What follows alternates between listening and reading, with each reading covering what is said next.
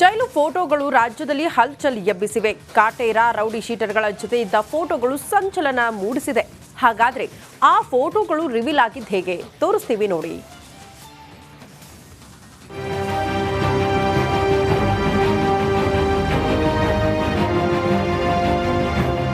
ಎರಡು ಫೋಟೋ, ಒಂದು video call ಅಷ್ಟೇ ಪರಪ್ಪನ ಅಗ್ರಹಾರದಲ್ಲಿದ್ದ ಕಾಟೇರನಿಗೆ ಬಳ್ಳಾರಿ ಜೈಲಿನ ದರ್ಶನ ಮಾಡಿಸಿದೆ. ಪವಿತ್ರ ಪೊರ್ಕಿಯನ್ನ ದೂರ ಮಾಡಿದೆ.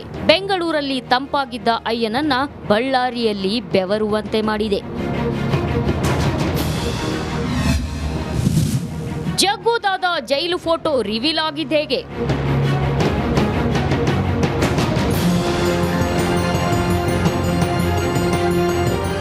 ದರ್ಶನ್ ಜೈಲಲ್ಲಿ ರೌಡಿ ಶೀಟರ್ಗಳ ಜೊತೆ ಇದ್ದ ಫೋಟೋ ರಿವೀಲ್ ಆಗೋಕೆ ಕಾರಣ ಮತ್ತದೇ ರೌಡಿ ಶೀಟರ್ಗಳೇ. ಇಬ್ಬರು ರೌಡಿ ಶೀಟರ್ಗಳ ನಡುವಿನ ಪೈಪೋಟಿ ಕೇವಲ ಪೈಪೋಟಿ ಮಾತ್ರವಲ್ಲ, ಬಿಲ್ಡಪ್ ಕೂಡ.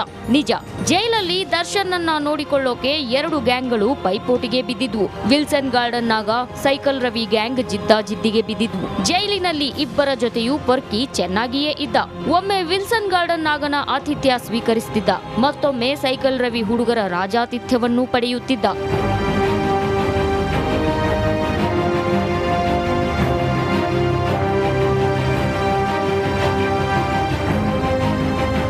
ಸೈಕಲ್ ರವಿ ಸದ್ಯ ಜೈಲಲ್ಲಿ ಇಲ್ಲದ ಕಾರಣ ಆತನ ಶಿಷ್ಯ ಬೇಕರಿ ರಘು ದರ್ಶನ್ಗೆ ರಾಜಾತಿಥ್ಯ ನೀಡುತ್ತಿದ್ದ. ಹೀಗಿರುವಾಗ ನಟೋರಿಯಸ್ ರೌಡಿ ವಿಲ್ಸನ್ ಗಾರ್ಡನ್ ನಾಗನ ಹುಡುಗ ವೇಲು ದರ್ಶನ್ಗೆ ಎಲ್ಲಾ ವ್ಯವಸ್ಥೆ ಮಾಡ್ತಿದ್ದ. ಇದೇ ವೇಳೆ ವೇಲು ದರ್ಶನ್ ನಮ್ಮ ಜೊತೆ ಇದ್ದಾನೆ ಅಂತ ತೋರಿಸಿಕೊಳ್ಳೋಕೆ ಒಂದು ಫೋಟೋ ತೆಗೆದಿದ್ದ. ಆ ಫೋಟೋನ ತಮ್ಮ ಹುಡುಗರಿಗೆ ಕಳಿಸಿ ಬಿಲ್ಡಪ್ ಕೊಟ್ಟಿದ್ದ.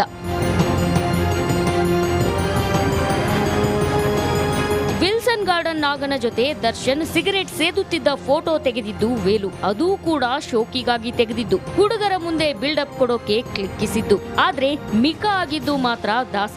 ಬೆಂಗಳೂರಿನಿಂದ ಬಳ್ಳಾರಿಗೆ ಎತ್ತಂಗಡಿಯಾಗಿದ್ದು ಮಾತ್ರ Katera. Nagaraj, crime bureau, Republic Kannada.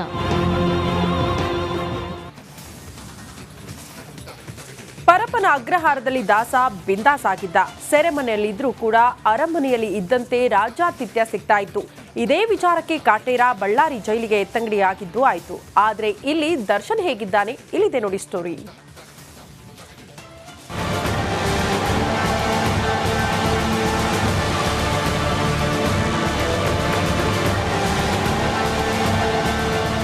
ಇದೊಂದು ಫೋಟೋ ಕಾಟೇರನ ಬಾಳಲ್ಲಿ ಮತ್ತೆ ಸುಂಟರ ಗಾಳಿ ಎಬ್ಬಿಸಿದೆ. ಪರಪ್ಪನ ಅಗ್ರಹಾರದಿಂದ ಬಳ್ಳಾರಿ ಜೈಲಿಗೆ ಎತ್ತಂಗಡಿ ಆಗುವಂತೆ ಮಾಡಿದೆ. ಬಳ್ಳಾರಿ ಜೈಲಲ್ಲಿ ಏಕಾಂಗಿಯಾದ ಪೊರ್ಕಿ. ಪರಪ್ಪನ ಅಗ್ರಹಾರ ಜೈಲಲ್ಲಿ ನಂದೇ ಆರ್ಡರ್, ನಾನೇ ಬಾಸ್ ಅನ್ನೋ ಹಾಗೆ ಬಿಂದಾಸ್ ಆಗಿದ್ದ ದಾಸ ಬಳ್ಳಾರಿ ಜೈಲಲ್ಲಿ ಅಕ್ಷರಶಃ ಒಂಟಿಯಾಗಿದ್ದಾನೆ. ಬೆಂಗಳೂರು ಜೈಲಲ್ಲಿ ಪೊರ್ಕಿಗೆ ಇದ್ದ ಸಾಥಿಗಳೆಲ್ಲ ದಿಕ್ಕಾಪಾಲಾಗಿ ಬೇರೆ ಬೇರೆ ಜೈಲು ಸೇರಿದ್ದಾರೆ. ಬಳ್ಳಾರಿ ಜೈಲಿಗೆ ಬಂದ ದರ್ಶನ್ ಏಕಾಂಗಿಯಾಗಿದ್ದಾನೆ.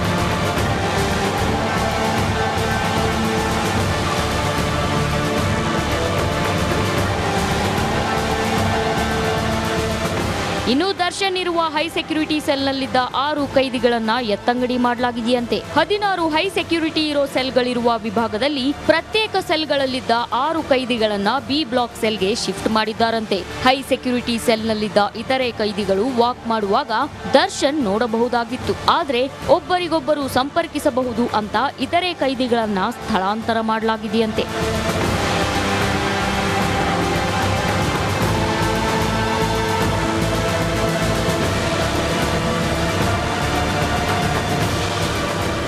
ಇದೀಗ ಹೈ ಸೆಕ್ಯೂರಿಟಿ ಸೆಲ್ ವಿಭಾಗ ಸಂಪೂರ್ಣ ಖಾಲಿಯಾಗಿದೆ. ಸೆಲ್ ನಂಬರ್ 15ರಲ್ಲಿ ದರ್ಶನ್ ಮಾತ್ರ ಇದ್ದು, ಹೈ ಸೆಕ್ಯೂರಿಟಿ ಸೆಲ್ ವಿಭಾಗದಲ್ಲಿ 3 ಜೈಲು ಸಿಬ್ಬಂದಿ ನೇಮಕ ಮಾಡಲಾಗಿದೆ.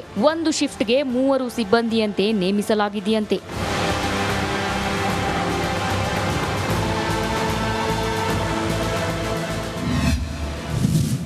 ದಾಸನ ಸೆಲ್ಗೆ ಭೇಟಿ ನೀಡಲಿದ್ದಾರಂತೆ ಅಧಿಕಾರಿಗಳು. ಇಂದು ದರ್ಶನ್ ಇರುವ ಜೈಲಿಗೆ ಕಾರಾಗೃಹಗಳ ಉಪಮಹಾನಿರೀಕ್ಷಕರು ಭೇಟಿ ನೀಡಲಿದ್ದಾರೆ. ದಾಸನಿಗೆ ಕೊಟ್ಟಿರುವ ಸೌಲಭ್ಯ ಹಾಗೂ ನಿಯಮ ಪಾಲನೆ ಬಗ್ಗೆ ಉತ್ತರ ವಲಯದ ಕಾರಾಗೃಹಗಳ ಉಪಮಹಾನಿರೀಕ್ಷಕ ಟಿಪಿ ಶೇಷ ಪರಿಶೀಲನೆ ನಡೆಸಲಿದ್ದಾರೆ. ಪರಪ್ಪನ ಅಗ್ರಹಾರ ಜೈಲಿನಲ್ಲಾದ ಎಡವಟ್ಟುಗಳ ಹಿನ್ನೆಲೆ ಮೇಲಾಧಿಕಾರಿಗಳು ಪರಿಶೀಲನೆಗೆ ಮುಂದಾಗಿದ್ದಾರೆ. ಬೆಂಗಳೂರಿನ ಜೈಲಲ್ಲಿ ದಾಸನಿಗೆ ರಾಜಾತಿಥ್ಯ ಸಿಕ್ತಿತ್ತು. ಆದರೆ ಬಳ್ಳಾರಿ ಜೈಲಲ್ಲಿ ಏಕಾಂಗಿಯಾಗಿ ಕಾಟೇರ ಕಂಗಾಲಾಗಿ ಹೋಗಿದ್ದಾನೆ. Renukaradhya, republic Kannada, Ballari.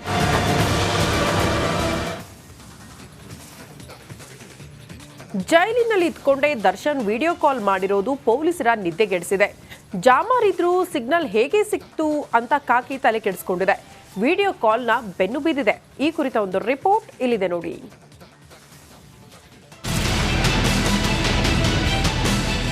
Video call. ಜೈಲಲ್ಲಿದ್ದುಕೊಂಡೇ ಕಾಟೇರ ವಿಡಿಯೋ ಕಾಲ್, ಅದೂ ಕೂಡ ಮಾಜಿ ರೌಡಿ ಶೀಟರ್ ಮಗ ಸತ್ಯನ ಜೊತೆ. ಅಬ್ಬಬ್ಬಾ, ಈ ವಿಡಿಯೋ ನೋಡಿ ಜೈಲು ಅಧಿಕಾರಿಗಳೇ ಒಂದು ಕ್ಷಣ ದಂಗಾಗಿದ್ರು. ಕಾಟೇರನ ಕಳ್ಳಾಟಗಳಿಗೆ ಬೆಚ್ಚಿ ಬಿದ್ದಿದ್ರು.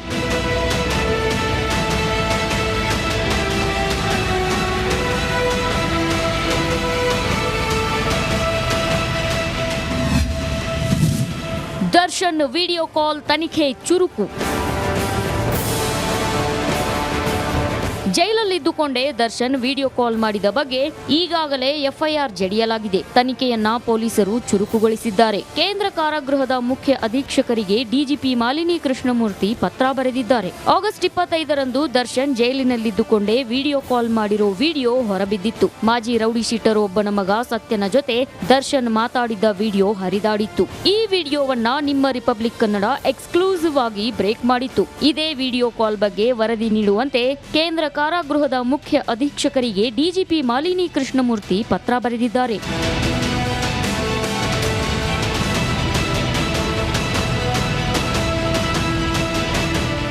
ಕೇಂದ್ರ ಕಾರಾಗೃಹದ ಆವರಣದಲ್ಲಿ 3 HCBS ಟವರ್ಗಳಿವೆ. ಮೊಬೈಲ್ ಸಿಗ್ನಲ್ಗಳು ಜೈಲಿನ ಯಾವುದೇ ಭಾಗದಲ್ಲಿ ಲಭ್ಯವಿಲ್ಲ. ಆದಾಗಿಯೂ ಪರಪ್ಪನ ಅಗ್ರಹಾರ ಕಾರಾಗೃಹದಲ್ಲಿ ಮೊಬೈಲ್ ಸಿಗ್ನಲ್ ದೊರೆತಿರುವುದು ದೃಢವಾಗಿದೆ. ಹಾಗಾದ್ರೆ ಜಾಮರ್ ಇದ್ರೂ ಸಿಗ್ನಲ್ ಲಭ್ಯವಾಗಿದ್ದು ಹೇಗೆ? ಈ ಸಂಬಂಧ ಏರ್ಟೆಲ್, BSNL, ಜಿಯೋ.ನಿಂದ ಪತ್ರ ಬರೆದು ವಿವರಣೆ ಪಡೆಯುವಂತೆ ಸೂಚಿಸಿದ್ದಾರೆ.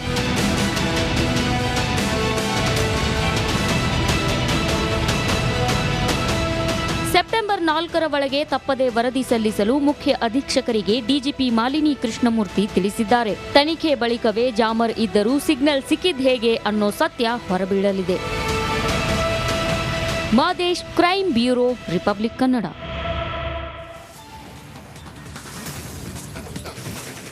ಒಂದು ಮರ್ಡರ್ ಸ್ಟೋರಿ ಹಿಂದೆ ಸಾವಿರಾರು ಉಪಕಥೆಗಳು ಬಂದು ಹೋಯಿತು. ಪರಪ್ಪನ ಅಗ್ರಹಾರದಿಂದ ಬಳ್ಳಾರಿ ಜೈಲಿನ ಪ್ರಸಂಗವೂ ಮುಗಿತು. ಇದೀಗ ಲಿಪ್ಸ್ಟಿಕ್ ರಾಣಿಗೆ ಇಂದು ಲಕ್ ಬದಲಾಗುತ್ತಾ ಅನ್ನೋದು ಗೊತ್ತಾಗಬೇಕಾಗಿದೆ. ಈ ಕುರಿತ ಒಂದು ರಿಪೋರ್ಟ್ ಇಲ್ಲಿದೆ ನೋಡಿ.